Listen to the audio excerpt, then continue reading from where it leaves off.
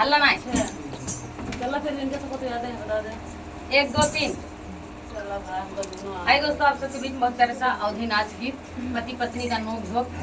इस समय पति वाला गाना मोनू गाएंगी, पत्नी वाला मैं गाएंगी ना। हो गौबा साथ में गाओ।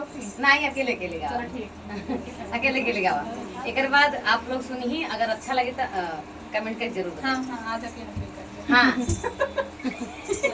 सुन कर अब अरे कटिंग साड़िया ले बराजा जाना की नाय, कटिंग साड़िया ले बराजा जाना की नाय। अरे जो तू ही रानी कटिंग साड़िया लेबू, जो तू ही रानी कटिंग साड़िया लेबू, विदेश चला जबरनिया जानू की नहीं, विदेश चला जबरनिया जानू की जो नहीं। तू ही राजा विदेश चला जाबा, जो तू ही राजा विदेश चला जाबा, लेटर लिखी भेजब राजा जाना की नाय, लेटर लिखी भेजब राजा जाना की नाय। अरे जो तू ही रानी लेटर लिखी भेजबू, जो तू ही रानी लेटर लिखी भेजबू, बागला होई जबरनिया जानू की नहीं, बागला होई जबरनिया जानू की जो नहीं। तू ही राजा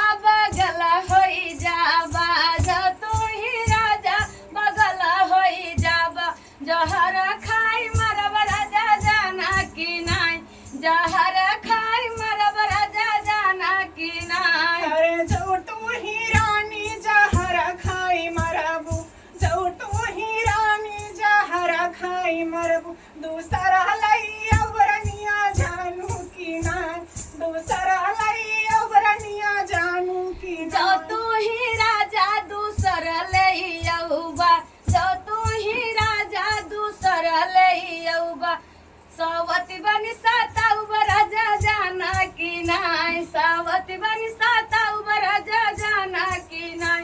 अरे जो तू ही रानी सावती बनी सटैबू, जो तू ही रानी सावती बनी सटैबू, गया बैठवरनिया जानू की नाय, गया बैठवरनिया जो जानू। तू ही राजा गया बैठौबा, जो तू ही राजा गया बैठौबा, आकाश धई